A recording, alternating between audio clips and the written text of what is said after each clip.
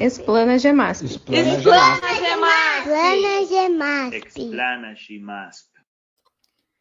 Boa noite a todos, sejam muito bem-vindos a mais um Explana Gemasp, um evento do Grupo de Modelagem e Análise de Sistemas de Potência da Universidade Federal do Rio Grande do Sul.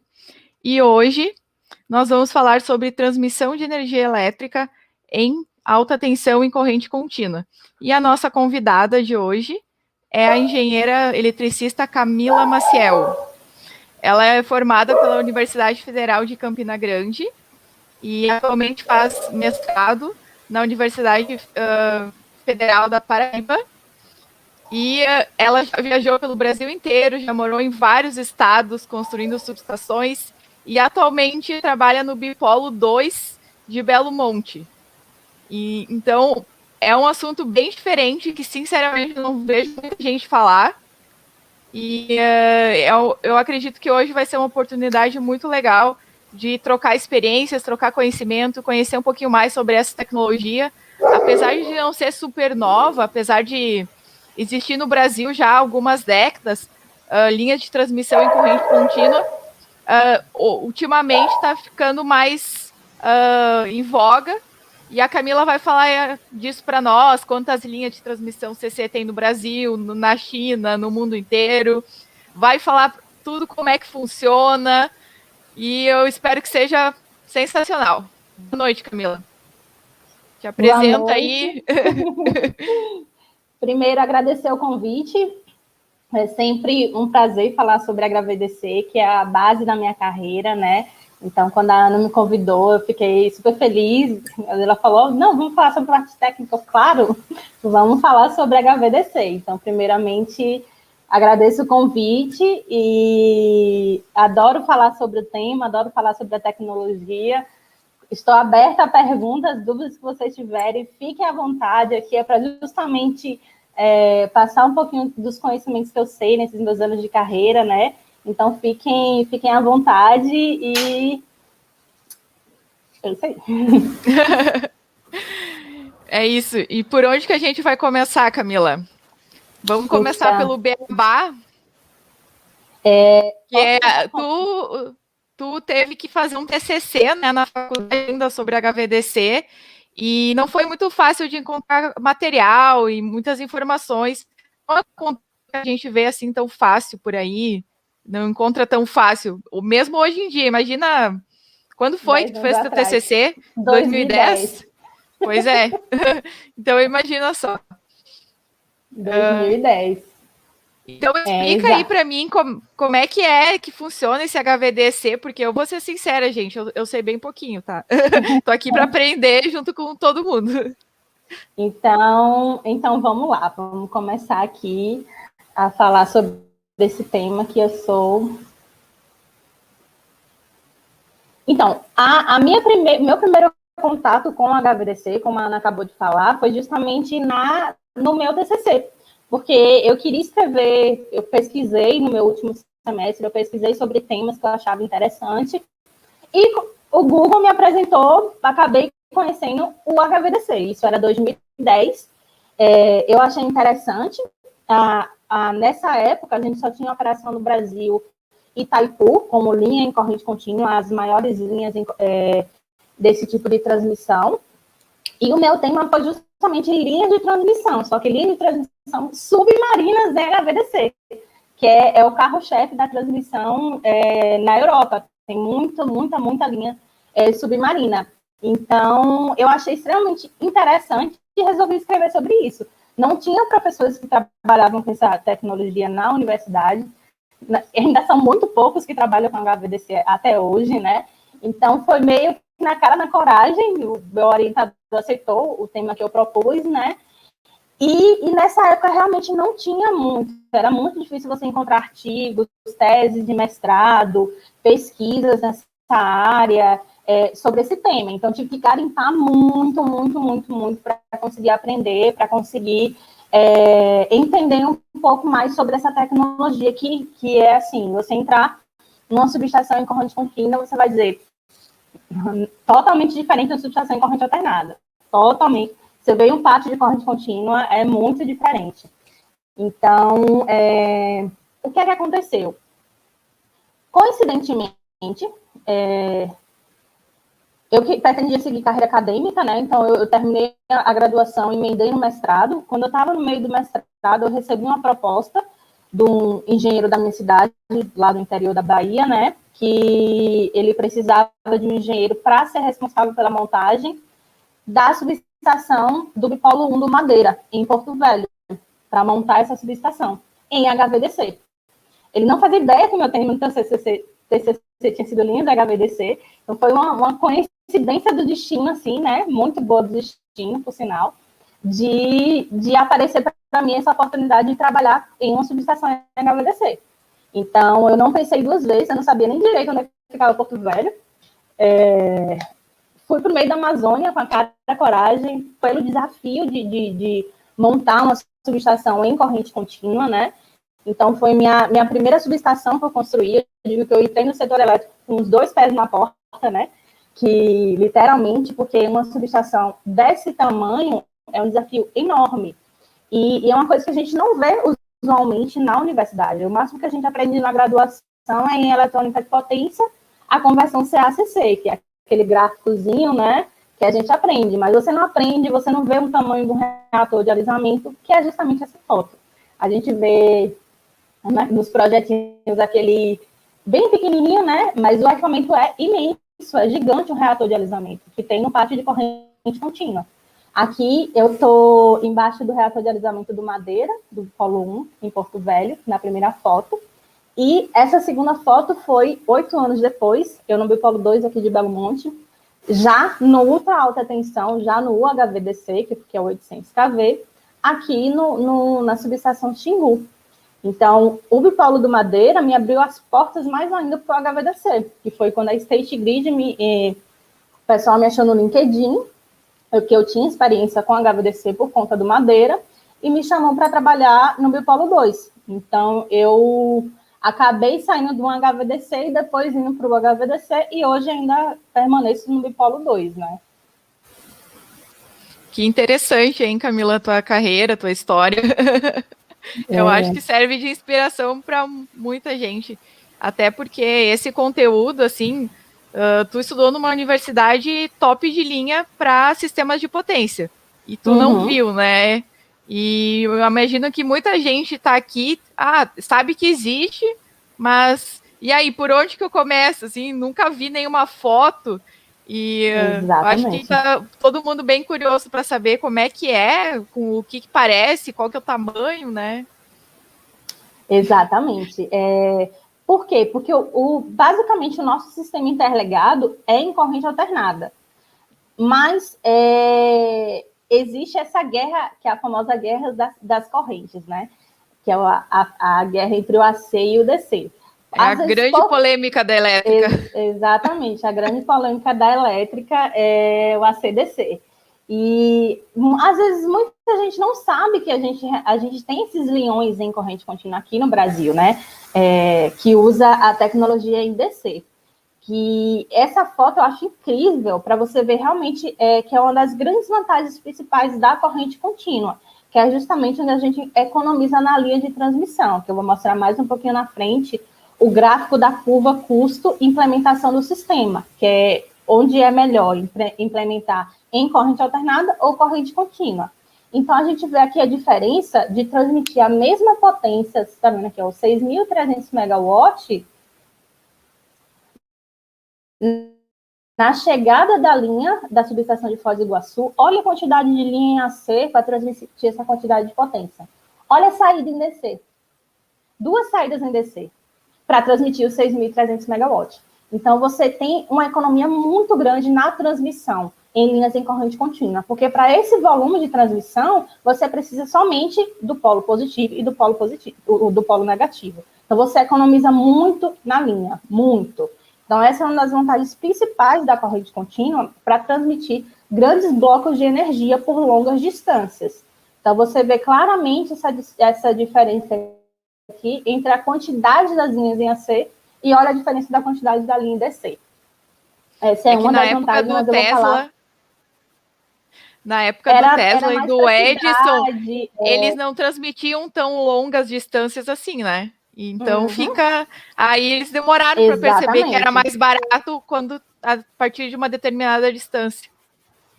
Exatamente. Que é o que a gente vê aqui nessa curva. Essa curva é justamente o estudo que é feito quando você vai definir se a linha vai ser é mais vantagem fazer em AC do que em DC. Por quê? Qual o grande problema das transmissões em corrente contínua? São as estações conversoras, são as subestações, que é o tema principal dessa palestra. As estações conversoras são muito caras. Os equipamentos de uma estação conversora são extremamente caros. As válvulas tirissoras são caras, os transformadores conversores são caras. Então, esse custo que tem, que é quando a gente está vendo, ó,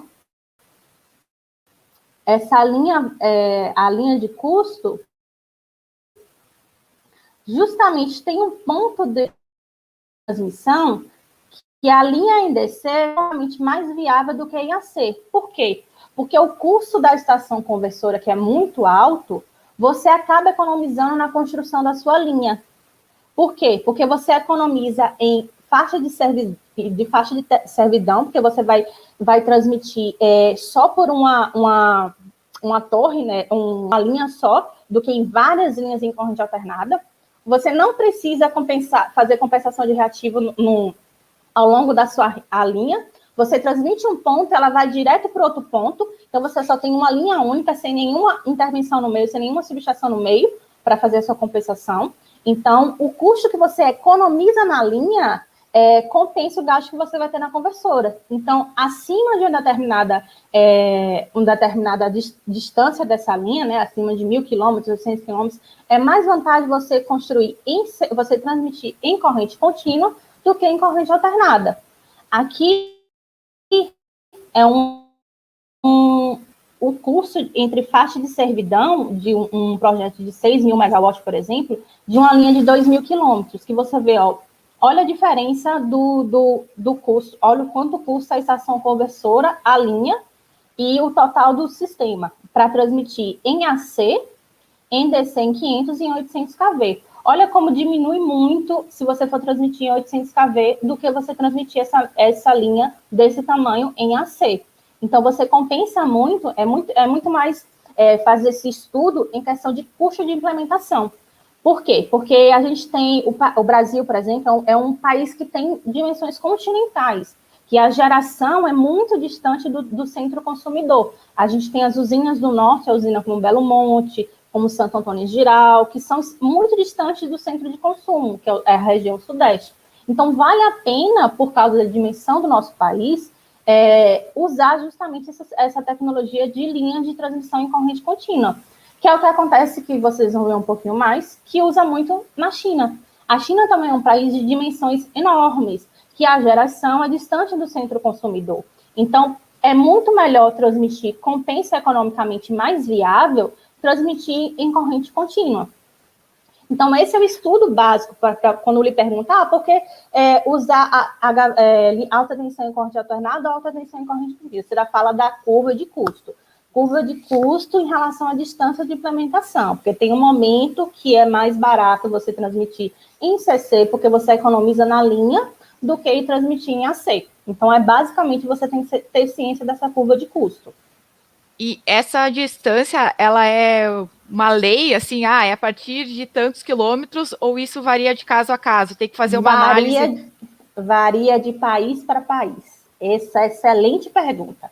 Essa tem que ser uma análise de caso por país, porque depende de quanto é o custo daquele equipamento no país, quando vai... Então, é um estudo que tem que ser feito, tem que ser avaliado, porque, na verdade, não é a gente, como construtora, que vai definir a tecnologia. Na verdade, vai ser a EPE, nos estudos, que vai definir qual é o tipo de tecnologia que vai ser implementada nos leilões, falando em referência aqui no Brasil, né?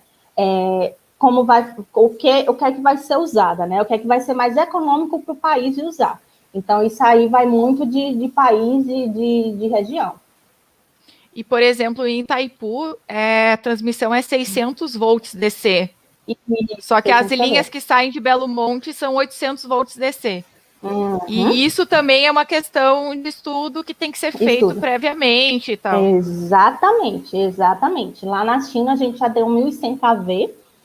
No Brasil, no PDE 2030, a EPE já menciona de retomar os estudos do próximo bipolo, que a gente chama de bipolo B, que vai sair de Graça Aranha, no Maranhão, para Silvânia, em Goiás, e eles estudam a possibilidade até do 1.000 kV, de se usar o 1.000 kV. Então, quem vai definir isso vai ser os estudos energéticos feitos pela EPE. Eles que vão decidir qual é a classe de tensão, qual é a tecnologia que vai ser usada. Então, quem está procurando assunto para TCC já pode até procurar os relatórios ali da EPE. Eu sempre falo da EPE. EPE, olha, muito documento da EPE. E esse gráfico é muito interessante do quanto cresceu em HVDC no mundo. Vocês vão ver mais para frente de que a maioria disso é tudo na China. Então, a gente, aqui ele demonstra, olha, o salto que em 2017 a capacidade de transmissionada dos bipolos em HVDC já era 277 gigawatts.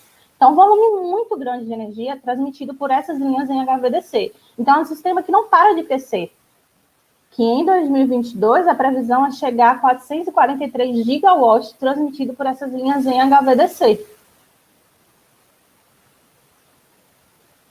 Eu acho essa figura sensacional, porque assim, ela resume bem as aplicações que podem ser usadas nos sistemas em HVDC, que a gente fala muito sobre essa geração, as gerações renováveis, né?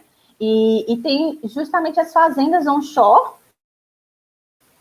de geração eólica, que a transmissão submarina é muito mais viável porque tem menos perdas na transmissão. Então, é muito mais vantagem você transmitir em HVDC, tanto offshore como onshore.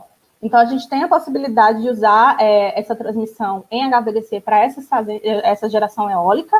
A gente tem também para transmitir dentro do próprio sistema, como eu já falei, em longas distâncias. O HVDC tem mais vantagem. A gente também tem, porque ele tem perdas menores do que o sistema em corrente alternada. A gente tem conexão com sistemas assíncronos, que é o que a gente tem aqui no sul do Brasil. A gente tem vários back-to-backs, que a gente conecta com outros países que têm frequência diferente da nossa. Então, a gente tem alguns sistemas assim. Então, a tecnologia HVDC permite essa conexão assim, com sistemas de frequência diferente. Conexão com sistema muito remoto, sistemas isolados. Então, a HVDC se mostra confiável para utilizar nesse sistema. A gente tem, que eu acho uma das vantagens mais incríveis do HVDC, que é justamente o controle extremamente rápido e preciso do fluxo de potência. Você tem um controle extremamente robusto nas subestações em HVDC, em corrente contínua, que permite esse controle essa transmissão muito rápida desse fluxo de potência, de quanto você vai aumentar de transmissão de potência, quanto você vai diminuir. Ele tem um controle muito robusto. Então, essa é uma das grandes vantagens do HVDC. A outra implementação é o sistema multiterminal, que é o que está sendo em estudos atualmente, né? Tem muitos estudos relacionados a isso, que é conectar diferentes áreas, como se fosse desmembrar aquela conexão, né? Do sistema em transmissão HVDC. A gente já tem sistemas assim. Eu não sei se já analisou, se já está finalmente um sistema multiterminal no Paquistão, que já usa esse tipo de tecnologia. Então, são inúmeras vantagens do sistema HVDC. Camila, vamos aproveitar, já que tu está falando das tecnologias. E tem uma pergunta aqui que fala sobre o tipo de conversor utilizado. Tu sabe dizer qual é a tecnologia? A gente usa tiristor. A gente usa tiristor a óxido de silício. São tiristores, fontes tiristoras. E tu tem alguma informação sobre VSC? Voltage Source Converter? Sim, que usa a conversão para justamente a conversão que usa as válvulas tiristoras, né? A gente tem muitos estudos, você vai encontrar, que eu acho um estudo sensacional, do ONS, eu não lembro se eu te passei nesse estudo, que chama PDDT, que é o Plano Diretivo Tecnológico, que é um estudo feito pelo ONS das tecnologias tanto para pesquisa como um panorama de futuro do setor elétrico. Esse estudo, tem até recente, eles fizeram a primeira vez em 2017, depois fizeram recentemente ano passado. Então, tem uma área só sobre HVDC, que ele cita possíveis utilizações como o VSC, como o próprio multiterminal. Então, eu super recomendo, se você quiser se aprofundar mais sobre como vai ser o panorama futuro do HVDC no Brasil, além do próprio PDE que eu já falei, esse documento do ONS, porque ele vai lhe falar sobre o VSC, vai lhe falar que sobre máquinas síncronas que vai ser colocada para melhorar o nível de curto-circuito, porque isso aí a gente tem um problema que a gente chama multi-feed, né, que a gente chega a várias linhas, que a gente chega numa mesma rede conectada a essa rede CA, né? Então, a gente tem Itaipu chegando ali, a gente tem a Terminal Rio, tem Estreito, a gente está tudo interligado nessa rede, dessa mesma rede AC. Isso é um estudo que se configura como a rede DC Multifeed, que existem já muitas pesquisas voltadas para como diminuir esses efeitos desse multifeed. Ele ocasiona interação entre os bipolos. Eu não vou me aprofundar tanto, porque isso é extremamente técnico, né? Pois mas eu estava percebendo. Mas tem as informações, só tem que saber onde buscar. Isso. E tem por isso que eu recomendo. Esse PDDT, esse estudo do ONS, vai falar tanto sobre a tecnologia VSC, como sobre essa questão de melhorar o nível de curto-circuito, do panorama futuro do sistema relacionado a essa tecnologia. Mas tem alguma subestação de HVDC no mundo que já implementa VSC ou não? Tem, VSC é usado em muitos lugares, muito lugares. Então pode ser que daqui a pouco tem no Brasil também. No Brasil a gente usa VSC. O Morro de Chapéu? Acho que Morro de Chapéu tem várias subestações que tem já o VSC. Ah, tá. Então só não é em Belo Monte. Não, na gente não. Ah, tá. VSC, ó, a gente tem a LCC, que é o Line Commuter, quando usa a linha, e tem o VSC, que é para controlar mais reativo. Então já não é assim, você não transmite em corrente contínua. E ele é mais para melhorar o controle do sistema da região. Então, a gente tem VSC sim. Ah, legal, então. Respondida a pergunta do Paulo. E eu acho que tu já meio que falou, né? Mas tem a pergunta do Diego também. Se dá para fazer algum tipo de interconexão, algum chaveamento com linhas HVDC, ou é sempre só chegada e saída e acabou?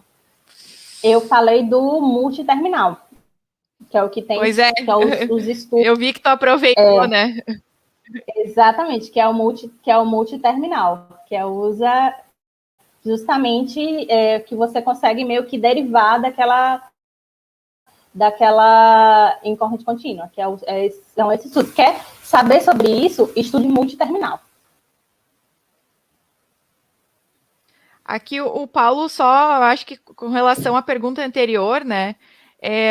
Ele perguntou se utiliza static var no HVDC. Compensação estática? Isso. A gente tem em Terminal Rio, a gente tem os síncronos, que fazem a compensação síncrona da região, né, do sistema. Então, em Terminal Rio, a gente tem o síncrono que faz essa compensação. Tá. A gente tem máquinas síncronas. Interessante. Tu até me comentou um dia, né, que tem que estudar mais compensadores síncronos. Uhum. Exatamente. Os síncronos são interessantíssimos para fazer compensação. Bem legal. O Marcos enviou uma pergunta aqui, vamos, né, para essa rodada de perguntas, que é sobre projetos da ANEEL. Eu acho que a Camila comentou que quem estuda isso é mais a EPE, mas eu não sei se tu tem alguma informação da ANEEL para dar para o Marcos. ANEEL, não sei como fica. Eu sei que sempre quem faz os estudos é a EPE, que é a Empresa de Pesquisa Energética. Então, todos os estudos que relacionam como vai ser o planejamento, como vai ser o futuro, qual tecnologia vai ser usada, geralmente a EPE que faz. Que a EPE faz os estudos e a ANEEL faz a regulamentação, que é a ANEEL que vai fazer o leilão, que vai fazer os editais, que vai entrar em concessão, que vai fazer os leilões, que vai entrar para concessão. Mas os estudos, eu sei que você vai, se você quer procurar algum lugar para estudo, para ver, você encontra na EPE, a EPE que faz esses estudos. E quem regulamenta depois com os leilões, baseado nesses estudos da EPE, é a ANEEL que depois regulamenta e faz os leilões. Que dá todo o edital técnico, que você vai dizer qual a configuração, tudo regulamentado, é a ANEEL que vai fazer depois. Mas a base é sempre os estudos da EPE. Legal, Camila. Vamos seguir, depois a gente faz mais uma rodada de dúvidas aí, porque o pessoal está mandando bastante perguntas. Bora lá. Então, resumindo, as vantagens principais do HVDC. Então, vamos ver essas torrezinhas aqui, ó. Você dá para ver claramente. Olha o tamanho da faixa de servidão de uma linha em corrente alternada e olha a torre, o tamanho da faixa de servidão da torre de HVDC. Para longa distância, como eu falei, dessas fazendas onshore, offshore, e os mercados globais, que eu já vou mostrar um gráfico um pouquinho mais à frente, que os mandatórios, atualmente a China, de toda transmissão, a maior parte é feita em capacidade de transmissão pela China. A Europa também tem muita, por conta justamente dessa geração eólica offshore, tem muito estudos de implementação disso, então a Europa está aplicando muito isso. Os principais fabricantes dessa área de HVDC é o que é a ABB. A ABB é a referência mundial no HVDC, né? A ABB Suécia, principalmente, que foi o bipolo 1 do Madeira, que eu participei da construção, foi todo da ABB, era toda a tecnologia da ABB, então a ABB tem muita referência sobre isso. A Siemens, o bipolo 1 da BMTE, é todo Siemens, é 100% Siemens, então eles são os principais fabricantes nessa área, né? Então, é uma demanda crescente de tecnologia, que aqui eu tinha falado do VSC, né, das válvulas, as linhas de transmissão em corrente contínua. Então, estudos para melhorar esse tipo de transmissão, estudos para melhorar os transformadores, a proteção do sistema. Então, existe uma gama de estudos voltado para essa parte de HVDC. E tem sistemas híbridos com VSC e LCC? Eu não sei te informar, de subestação que tenha híbrido, né? Eu sei da ou VSC ou LCC. Eu não tenho conhecimento, não sei te informar se existe, né? Mais um assunto aí para os TCCs, para o pessoal pesquisar. Eu sei da linha LCC, existem que é Itaipu, Belo Monte, Agente, Madeira, que são em LCC, mas se existe as duas, aí eu não sei dizer. Eu tenho que procurar, se forma melhor. Então, a capacidade de transmissão global. Olha o volume de transmissão em corrente contínua. De 2010 a 2017, esse aqui é separado por países, né? Então, a gente tem que, mandatoriamente, o maior volume dessa transmissão é da China. Então, a China é a que tem muito, assim, dos países que tem, ela é a que mais evoluiu em transmissão em HVDC no mundo. Então, a gente tem China, a gente tem a Índia, a gente tem Rússia, os Estados Unidos e o Brasil também está nesse aqui, ó. Você vê que o Brasil é um terceiro em volume de transmissão de energia HVDC. Então, em relação à quantidade do mundo, né? Aqui é na tensão de transmissão, hoje a gente já tem 1.100 kV na China. Aqui no Brasil, a linha da XRTE, ela é a maior do mundo, em 800 kV, nessa classe de tensão. A gente tem 2.539 quilômetros, então é a maior do mundo dessa classe de tensão. A maior em extensão total é essa 1.100 kV na China, que tem 3.000 quilômetros, é uma senhora linha de transmissão. Então, a gente tem aqui a média, né, de capacidade de transmissão pela atenção dos principais países. E aqui é um panorama no mundo de como está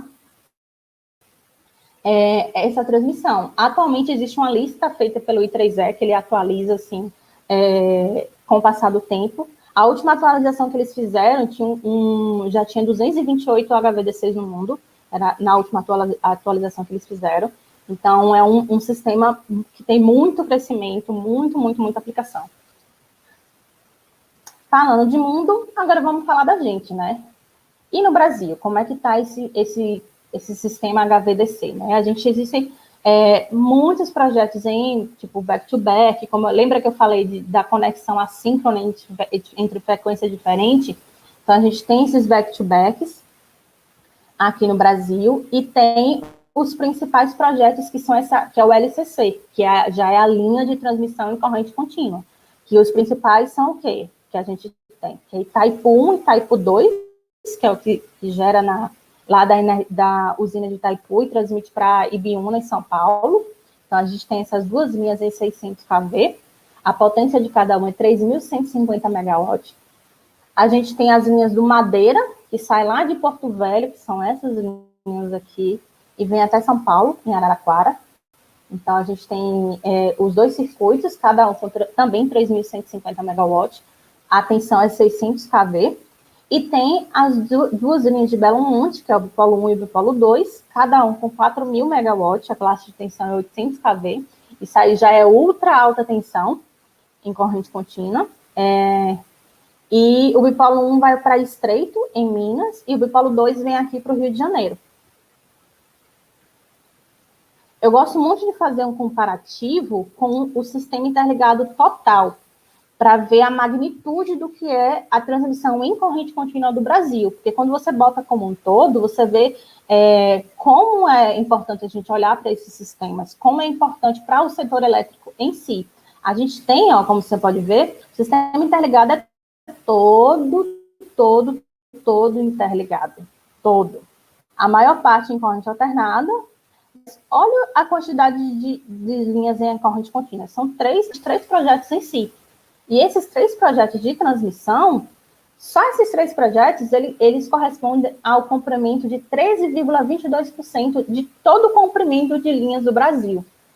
É muito para você considerar 6 linhas, né? No caso, 3 projetos, 6 linhas. É um volume muito grande. Quando você bota em capacidade de transmissão, os 3 polos dá cerca de 20, poucos gigawatts.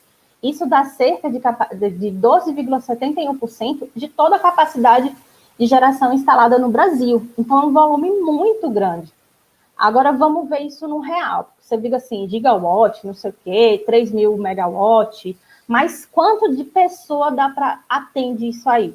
Só o Bipolo 1 da XRPE, que é os 4.000 megawatts de transmissão, ele tem capacidade de alimentar 22 milhões de pessoas. Então, você imagina uma linha que tem capacidade de abastecer 22 milhões de pessoas. O que são 22 milhões de pessoas? Só o estado do Rio de Janeiro tem 17 milhões de pessoas. Então, só a linha da XRTE seria capaz de abastecer o estado do Rio de Janeiro inteiro.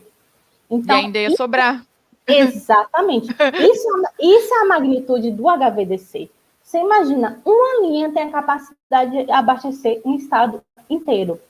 Então, essa é uma das coisas que eu acho mais fantásticas da transmissão de linhas em corrente contínua em HVDC, que possibilita isso. Mas, ao mesmo tempo que você tem essa potência de transmissão, essa capacidade de transmissão, você também tem uma responsabilidade muito grande, porque, ao mesmo tempo que você tem um volume muito grande de transmissão, qualquer problema que você tenha nesse sistema, se você não tiver uma proteção muito robusta, se você não tiver um CEP muito robusto, pode ter problemas sérios no seu entorno, que foi o que aconteceu no último apagão. O último apagão iniciou aqui no Bipolo 1, porque você tem, imagine, um bloco de 4.000 mega que sai do nada do sistema. É como se o estado inteiro do Rio de Janeiro saísse. Então, isso acabou abalando a frequência do sistema. A gente teve uma subfrequência do sistema. E o que é que atua nesse caso?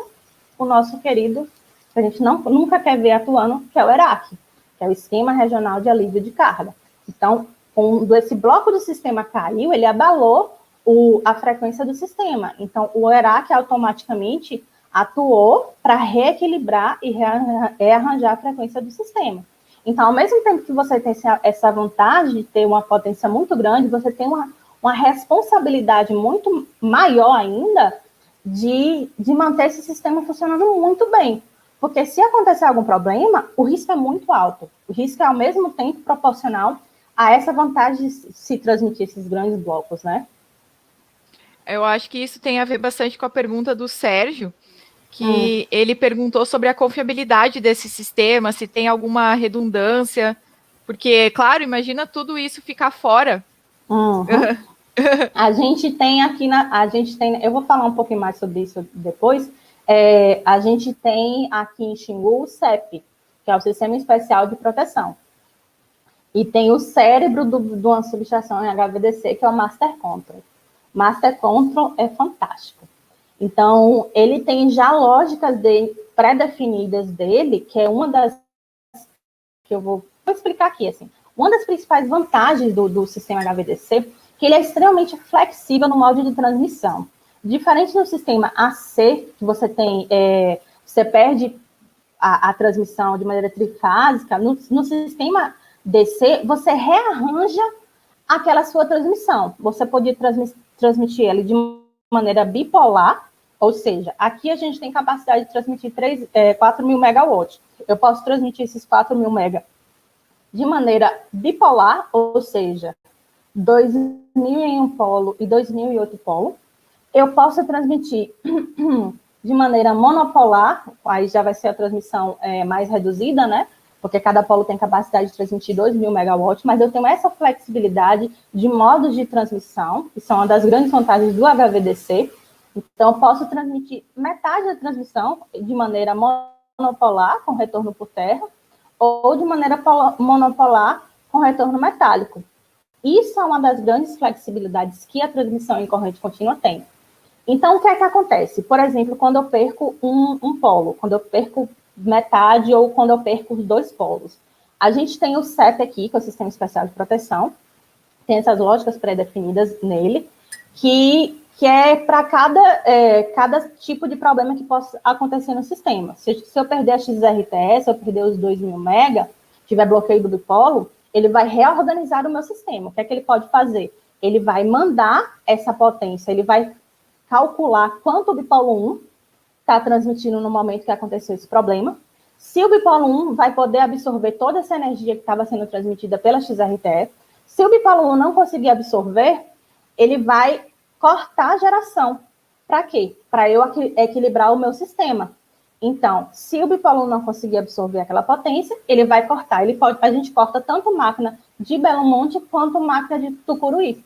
Então, isso tudo é feito de maneira automática. Já existem essas lógicas pré-definidas para se tem um problema em algum bipolo, no outro bipolo, nas linhas em AC, já funcionar automaticamente para reorganizar o sistema no entorno, para que ele continue transmitindo. Essa é uma das vantagens do HVDC. A gente, se tem problema só em um polo, então ele verifica quanto outro polo está transmitindo, faz os cálculos automáticos lá, quanto outro polo pode assumir, se ele não consegue assumir todo, ele transmite para a BMTE. Então, quem é o cérebro disso tudo é o Master Control, que tem as lógicas pré-definidas no CEP. Então, já tem essa proteção muito bem definida automaticamente.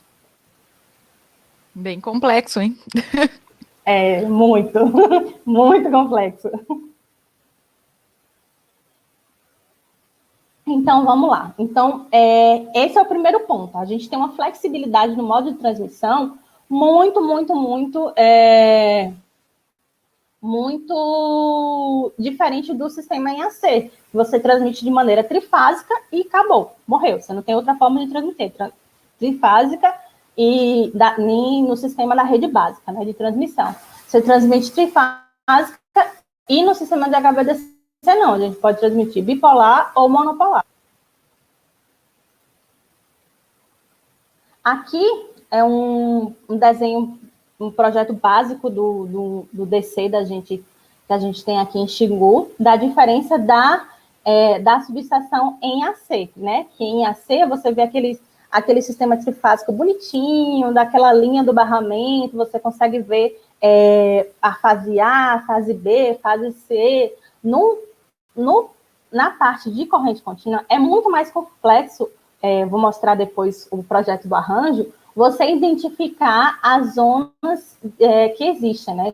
Quando é que é o polo 1, quando é que é o polo 2, quando é que é a transmissão em retorno metálico, como é que é a transmissão de maneira bipolar, quando é que é quente, da configuração do corrente alternada. Então, porque a gente tem justamente essa flexibilidade dos modos de transmissão. A gente passa da transmissão, por exemplo, bipolar para monopolar, e tem que garantir que, quando a gente passa de um modo de transmissão para o outro, que o outro polo que a gente quer isolar não continue transmitindo. Então, é tudo muito interligado, o sistema na parte de DC, né? Então, a gente tem o quê? A gente tem a parte AC que a gente recebe, passa nos transformadores, passa nas conversoras e vai para o pátio de corrente contínua. Aí sai o polo positivo e o polo negativo. Então, o que é que eu gosto? Essa aqui é uma relíquia da obra.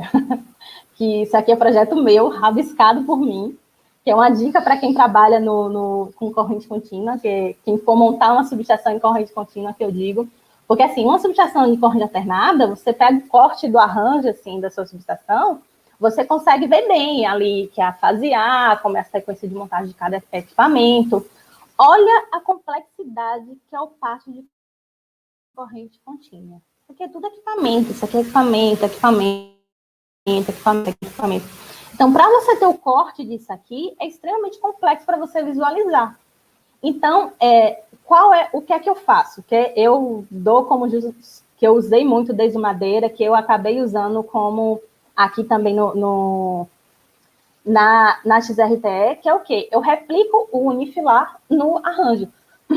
Por quê? Porque quem é o mandatório é o unifilar. Quem vai dizer que está ligado certo ou que está ligado errado, que o para-raio liga aqui, é o unifilar. Então, o unifilar vai lhe dizer a conexão certinha que esse equipamento tem que ter. Então, o meu arranjo eletromecânico tem que estar batendo com o que está no unifilar. Por quê? Porque o DC é extremamente complexo. Você tem um emaranhado de zonas que interligam. Então, o que é que eu faço? Eu pego o unifilar e replico para o meu arranjo eletromecânico. Então, eu sei que aqui é o meu polo 1, que a gente é a mesma nomenclatura que tinha no Madeira, usa aqui, que é o P1WP, que aqui é o P1WP, é o polo 1 positivo, P1Z1 é a parte que entra no filtro. Isso também é definida no unifilar. Então, pego o que tem definido no unifilar e replico no meu arranjo. Então, eu consigo ver realmente que aquilo está conectado na forma certa, eletromecanicamente, como deve ser conectado. Então, eu sempre digo que a sua base é o seu unifilar. Para saber se aquilo ali está ligado certo ou se está ligado errado, você pega o eletromecânico e compara com o unifilar, que é justamente essas áreas aqui que está tudo pintado e tudo separado por cada área conforme o unifilar. Quem acha que desenho técnico não serve para nada, hein? Uhum. Exatamente. Porque você muito vê lá importante isso no teu trabalho. Uma coisa você vê, esse aqui é o unifilar básico de Xingu. Uma coisa você vê ele no desenho aqui, cadê? Uma coisa você vê ele aqui desse tamanho, né? Outra coisa você vê no arranjo. É totalmente diferente quando você é no físico, né? Quando você vê no real. Então, por isso você fazer essa correlação dos dois é muito importante, porque o dimensionamento de um pátio DC é imenso, é gigante. E tem que estar tudo muito ligado corretamente. Aqui é como é a subestação Xingu, que é a subestação que eu trabalho aqui, com a configuração, que é uma senhora subestação.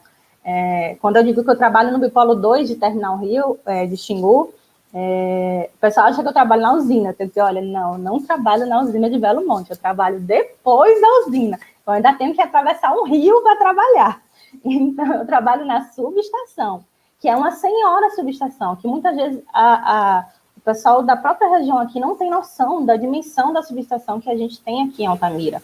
É uma subestação muito grande, extremamente importante para o setor elétrico, porque ela faz o quê? A gente recebe os 5 circuitos, ó, aqui é os 5 circuitos de chegada do monte, a gente recebe em 500 kV. Então, a gente recebe esses 5 circuitos da energia de Belo Monte. A gente recebe também a geração de Tucuruí. Então, a gente também recebe a geração das usinas de Tucuruí. A gente interliga com o norte através dessas linhas de Jurupari. A gente tem linha que tem saída para a própria Altamira aqui. A gente tem... Aqui é o Bipolo 2 que eu trabalho, que a gente tem os filtros em AC e a conversora e as linhas que saem para Terminal Rio. A gente tem o Bipolo 1, que é o que vai para Estreito, né, da BMTE, e a gente tem essas linhas que estão em fase de construção pela ENGIE, né, que é essas linhas de Paraupebas, que essas linhas vão fazer interligação com o Nordeste. Ele vai descer, vai para Carajás, vai entrar lá pela Baía de Bués e vai interligar também com o Nordeste. Então, além da gente interligar já fazer essa interligação com o Sudeste, através dos polos, a gente também vai ter, através da rede CA, dessas linhas que vão sair de Paraupebas, que vai interligando, com o Nordeste também. Então, é uma subestação muito, muito, muito importante para o setor elétrico. Aqui é o arranjo em 3D de Xingu, do Bipolo 2, né? A gente tem os filtros de harmônicos, tem o barramento, tem aqui a parte compressora com os transformadores das válvulas, tem o pátio DC. É gigante, hein, Camila? Próxima vez que der um apagão, eu vou te mandar um WhatsApp ali reclamando. Não tá trabalhando direito. Mas é bastante coisa para cuidar, hein? Então, você sabe que na época... Olha o tamanho dessa subestação. Vocês estão conseguindo enxergar a subestação? Sim, sim, tô vendo Olha, o prédio branco, esses prédios brancos, esses brancos é a BMTE, que é o Bipolo 1. O verde é a gente, o Bipolo 2. E essa parte que é toda britada aí é a parte em AC, que a gente recebe as linhas de Tucuruí, sai de Jurupá e recebe as linhas da usina. Então, é uma subestação muito, muito, muito, muito gigante. Muito, muito, assim, quem estuda potência, quem estuda isso aí, eu digo que é um privilégio poder conhecer uma subestação dessa magnitude, desse tamanho, porque demora quantos dias para fazer? Eu ia perguntar quantos dias demora uma visita técnica ali. Ah, então, né, cara, então, quando eu dizia na época da construção, o canteiro da gente, deixa eu voltar aqui para cá, o canteiro da gente, cadê? Ó, o canteiro da gente é aqui, ó, lá no comecinho. Tem que andar tudo isso, tudo. Então, qualquer vistoria, qualquer andada que eu dava na obra, era no mínimo uns 3 quilômetros. Eu tinha aquele contador de passo, né? Era no mínimo 3 quilômetros. No mínimo, assim, passinho. Batia uns 3 quilômetros por dia. Porque é muito, muito, muito grande. Não precisa ir fazer academia, né, Camila? Não, exatamente. Na época da obra, nossa, você... E é uma coisa muito legal que, assim, eu tive o privilégio de trabalhar com os suecos da ABB lá no Madeira. E depois o privilégio de trabalhar com os chineses daqui, né? Que são referências do mundo nessa tecnologia. E eu conheci um que eu considero mestre Jedi do HVDC, lá da ABB, que ele chegou para mim, ele me ensinou muito, muito, muito mesmo. Ele chegou para mim lá aqui, tá vendo o prédio de controle? Lá no Madeira também tem esse mesmo prédio de controle, então a gente chegou aqui no topo do prédio, ele tinha feito o unifilado da subestação à mão e falou para mim assim, olha, você está no começo da sua carreira, você sempre tem que ter uma subestação modelo do que precisa ter em uma subestação. E você acabou começando muito bem por estar numa subestação em HVDC, Porque aqui você tem o contato com todos os tipos de equipamento que precisa ter uma subestação, tanto da parte em AC quanto da parte em DC. Então, sempre tem uma subestação modelo na sua cabeça. Então, eu já tinha madeira como uma subestação modelo. Então, o que é que tem em uma subestação? Disjuntor, TC, TP para raio, chave. Então, eu já via isso lá, que era na parte do barramento, e ainda vi capacitor, porque tinha os filtros, reator, resistor, toda a parte da conversora, válvula, todo o sistema em DC. Então, eu já, que eu falo que eu entrei com os 2 pés na porta do setor elétrico, porque eu já peguei uma subestação muito grande, que foi o Madeira, que já foi uma escola para mim. Então, ele sempre dizia isso, sempre tem um modelo do que precisa ter uma subestação na sua cabeça. Então, o que precisa ter uma subestação? Você já tem aqui, o Madeira. Então, tudo que vier depois disso vão ser recortes do Madeira, que foi justamente o que aconteceu. As outras subestações em AC que eu fiz eram meio que pedaços do que eu já tinha visto lá no Madeira. Que eu Aí fiz, tu fez com o pé nas costas, né? O pé nas costas, com a mão amarrada e de um pé só. Até esperar chegar o Bipolo 2, o HVDC. Então, todas as obras que eu peguei depois do Madeira, para mim foi, nossa, tranquilinho, até chegar a Belo Monte, né? Então, eram pedaços do Madeira. Por isso que eu digo que eu entrei com os 2 pés na porta no setor elétrico, já pegar uma subestação desse tamanho, né? Desculpa que antes tu ia contar alguma coisa e eu te cortei. Eu não lembro. Tá bom, então. Mas é isso mesmo. Aqui é o Unifilá de Terminal Rio. Diferente de Xingu você vê que a gente tem uma conexão com o Bipolo 1, com várias outras, com a usina. Terminal Rio, a gente recebe essa energia transmitida que veio lá do Pará, né? A gente recebe em Terminal Rio, e aqui a conversora inverte.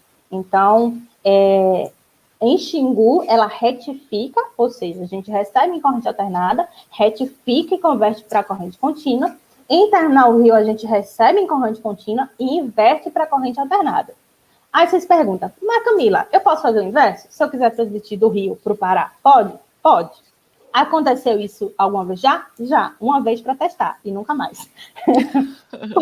Uma vez para testar, para dizer, olha, funciona realmente você conseguir transmitir no sentido reverso, do Rio para o Pará. Só que dá um trabalho muito grande, porque o ONS tem que rearranjar todo o sistema, porque... então, a gente testou e funciona. Então, o que a gente faz, usualmente, é sempre do Pará para o Rio de Janeiro. Então, a gente recebe aqui, inverte para a corrente alternada, e aqui a gente faz, basicamente, o escoamento para o Sudeste, né? A gente interliga com o Sudeste. Através de quê? Através dessas linhas, essas 2 linhas em 500 kV que vai para a subestação de Nova Iguaçu, e essas 4 linhas que vão para Furnas. 2 que vão para Adrianópolis, uma que vai para Resende, e a outra que vai para Cachoeira Paulista. Então, essas linhas são de Furnas, vão para a subestação de Furnas e escoa para o Sudeste. Então, além disso, a gente tem também os compensadores síncronos, são as máquinas síncronas lá em Terminal Rio. A gente tem também um compensador síncrono em Terminal Rio. E aqui é o arranjo de Terminal Rio, que a gente tem a parte AC, como tem lá em Xingu também. A gente tem os bancos de harmônico. A gente tem a parte conversora, a parte DC e a parte das linhas aqui de Furnas e o compensador síncrono. E essa é a senhora subestação de Terminal Rio. Olha o tamanho dessa subestação. É muito pequeno, grande, muito grande. Muito pequeno. Que mora, o pessoal, essa subestação fica em Paracambi, no interior do Rio de Janeiro. Às vezes o pessoal de lá não faz ideia de uma senhora subestação desse tamanho que tem ali no interior, né? Tem lá pertinho da cidade. Então, fica em Paracambi, no Rio de Janeiro. Isso eu acho fantástico, que a gente só tem em linhas de transmissão em corrente contínua, que são os eletrodos. Lembra que eu falei que a gente tem a possibilidade de transmitir em modo monopolar também? A gente, bipolar ou monopolar. Monopolar a gente pode fazer também com retorno do terra, através do eletrodo. que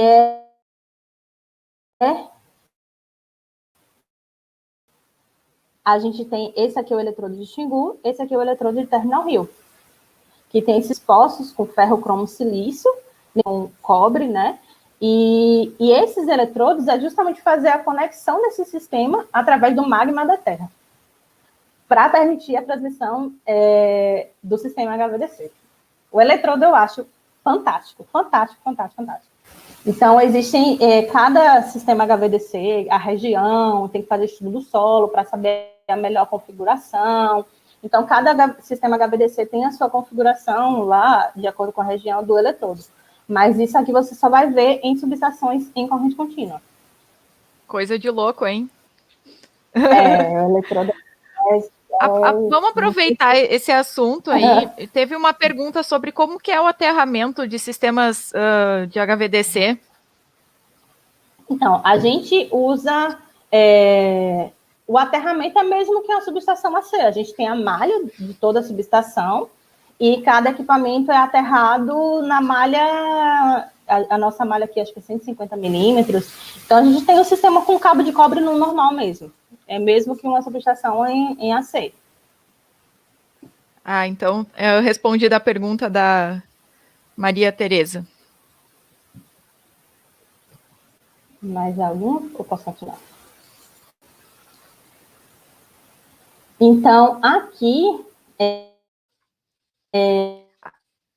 olha como é esse pátio de corrente contínua. Olha a complexidade desse range de equipamentos. Então, uma coisa é você ver no papel, outra coisa é você saber que isso aqui é para ligar com isso aqui, que essa chave conecta ao fio, que esse filtro, quando a gente muda a conexão de transmissão bipolar para monopolar com retorno metálico, eu tenho essa chave que liga essa chave, que liga essa chave. Uma das coisas que eu acho mais incrível do HVDC é porque isso é feito automaticamente. Então, existe um controle muito robusto dessa transmissão, que é diferente do AC. Então, no DC, todo esse emaranhado de chave, que a gente chama de DC switches, eles funcionam automaticamente. Então, você vai ter o chaveamento desses equipamentos de maneira automática. Então, você tem que ter um controle muito robusto de você desbloquear a válvula, conectar filtro. Isso é feito de maneira automática. Todos esses equipamentos. Quando você vai desbloquear a válvula, quando você vai bloquear a válvula, então você tem a chave de aterramento lá dentro. Então existe um controle muito, muito, muito grande no sistema HVDC. Porque, imagine eu quando cheguei no Madeira, né? Nunca tinha visto esse tipo de configuração em lugar nenhum. Então, eu inventei meu próprio sistema de entender aquilo, que é pegando o Unifilar e comparando com a eletromecânica. Então, eu ia no campo com o Unifilar e fui redesenhando para me fazer entender o DC, né? Tentar ver como é que era isso na minha cabeça. E meio que funcionou. Eu sempre, na última palestra, falando aqui, que eu sempre gostei muito de pegar alguém que não é da área para tentar explicar como é aquilo. Então, eu pegava o engenheiro civil e dizia, olha, isso aqui é o polo 1, isso aqui é a região do neutro, isso aqui é não sei o quê. Eu redesenhei o arranjo, o que era cada área no arranjo, pintado pelas cores. Quando eu mostrei isso para o engenheiro civil, ele disse, agora eu sei o que é cada área no DC. Você começa a andar aqui no DC, você não sabe o que é que... Quando começa o filtro, quando termina o filtro, quando começa o polo positivo, termina o polo negativo, você fica meio perdido. Então, quando no projeto, né, redesenhando cada área separada, meio que, agora eu sei o que é cada área do DC, né? Aqui, vamos lá.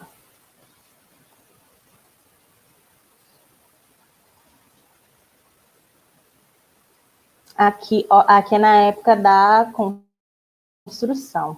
Olha, ainda estava... Então, aqui é de corrente contínua. Aqui é o prédio do... de conversão. Olha os transformadores. O tamanho do carro em comparação a esses transformadores. Para você ver a dimensão da magnitude dessa situação. Né? Aqui é o barramento em AC. Aqui são os filtros. E aqui no final era o canteiro onde eu ficava. Que hoje já não existe mais.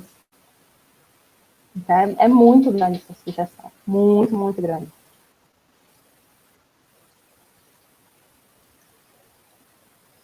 Muito legal, Camila. Vamos responder mais umas perguntinhas aqui, já se encaminhando para o final. Sobre a questão de curto-circuito. Como que faz o interrompimento da corrente de curto-circuito? Porque quando tem que atuar uma proteção. Então, isso é o que buga na cabeça quando você faz o comparativo do AC, né? Porque geralmente quando tem o curto do AC, você interrompe ali, você abre o disjuntor e interrompeu. No DC é diferente. A gente muda o modo de transmissão e rearranja o sistema. Por exemplo, aconteceu uma falta em um dos polos, só no polo 1, no polo positivo. Aconteceu uma falta no polo positivo e o polo negativo não tem nada. O polo negativo está bem, não tem problema nenhum. A falta foi no polo 1.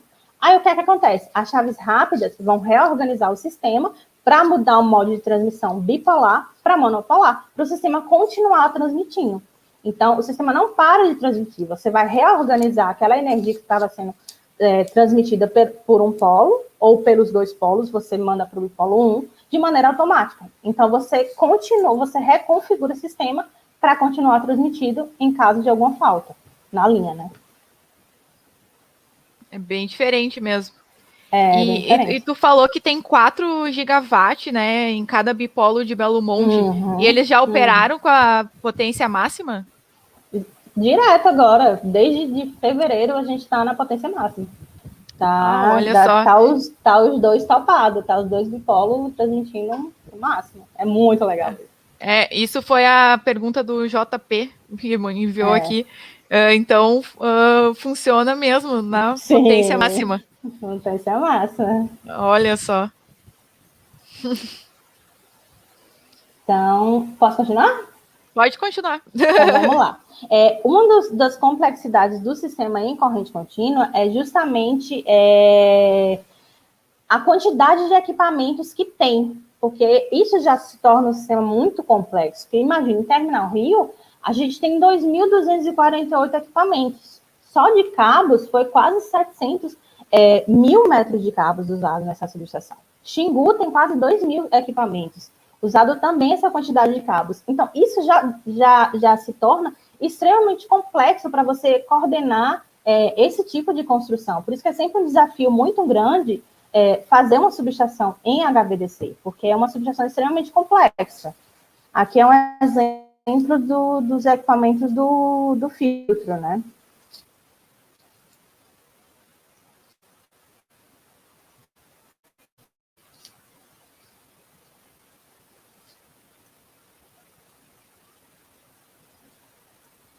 É tudo muito gigante, né? Não tem nada pequenininho ali.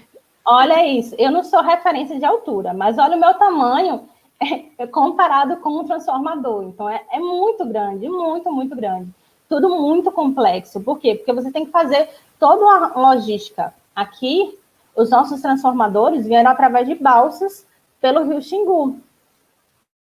Olha aqui como é montado. Então, cada transformador está numa baia, ele vem montado, ele vem assim, desmontado.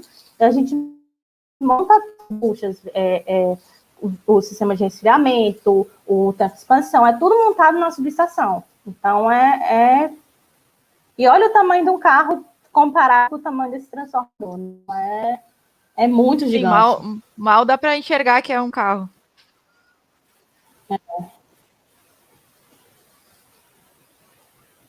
E eles vieram de balsa. E a gente tinha que conciliar com a cheia do rio Xingu para a balsa conseguir navegar por ele. Isso aconteceu também lá em Porto Velho, lá no Madeira. Eles vieram pelo rio Madeira. Os transformadores da ABB do Madeira vieram da Suécia. Então, eles desceram o rio Amazonas e entraram no Madeira. Os transformadores daqui, da gente, vieram da China e de São Paulo. Então, eles vieram pelo oceano, entraram no rio Amazonas e desceram para o rio Xingu, para um porto perto da subestação. Bah, é uma senhora logística isso. É, muita logística. Montar, por isso que eu digo, montar uma subestação HVDC depois da primeira virou fichinha as outras, né? E esse aqui, geralmente o pessoal, numa subestação em corrente alternada, o coração da subestação é o transformador, né? E nas de corrente contínua são as válvulas que fazem a conversão de corrente alternada para corrente contínua. Então, essa aqui é o coração de uma subestação em HVDC. E as válvulas são muito sensíveis, são equipamentos extremamente sensíveis. Os tiristores são muito sensíveis. Então, essa sala de válvulas, ela é toda fechada, toda isolada, que foi a última vez antes da gente começar os testes sistêmicos, antes de energizar essas garotinhas aí. Foi a verificação final mesmo, nesse dia.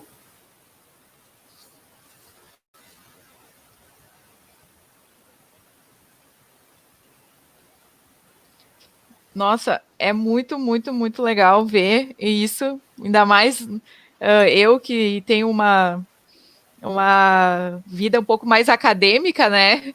Não tenho nem Não, perto da você tua imagina. experiência, Então, né? você imagina eu que tinha escrito um TCC sobre isso, que era muito difícil você encontrar material, ver assim no papel. Quando eu entrei no prédio de válvula no Madeira, quando eu vi assim, eu quase disse assim, gente, não é possível que eu estou vendo isso de perto, assim, sabe? Vendo essas válvulas de perto, porque é muito difícil você ver esse tipo de construção no Brasil, né? São empreendimentos que, por ser um custo muito grande, você não é todo dia que você vê uma implementação no projeto em HVDC, né?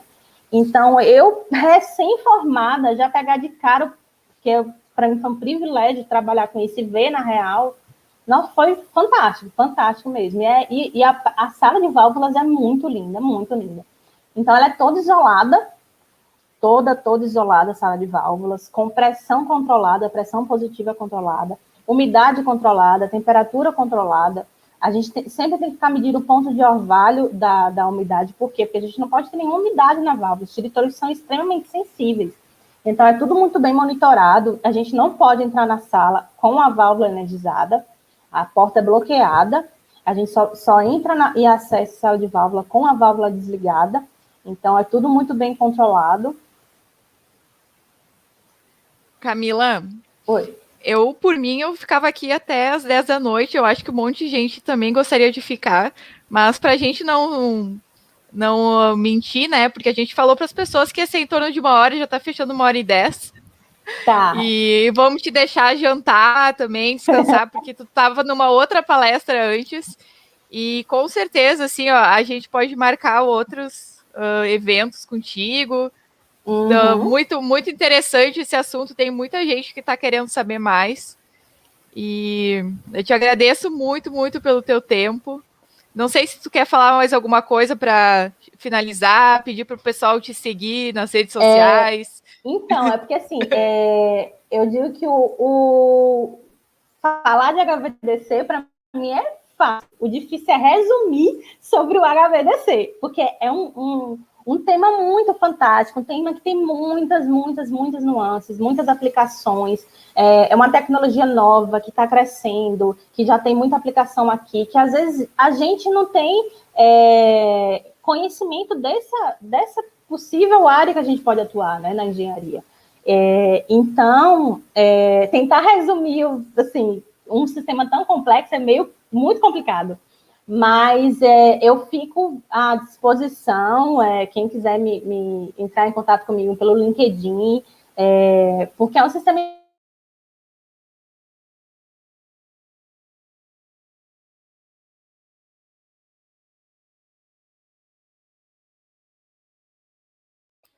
Poxa, eu acho que a Camila caiu agora. Ah, ela está reconectando.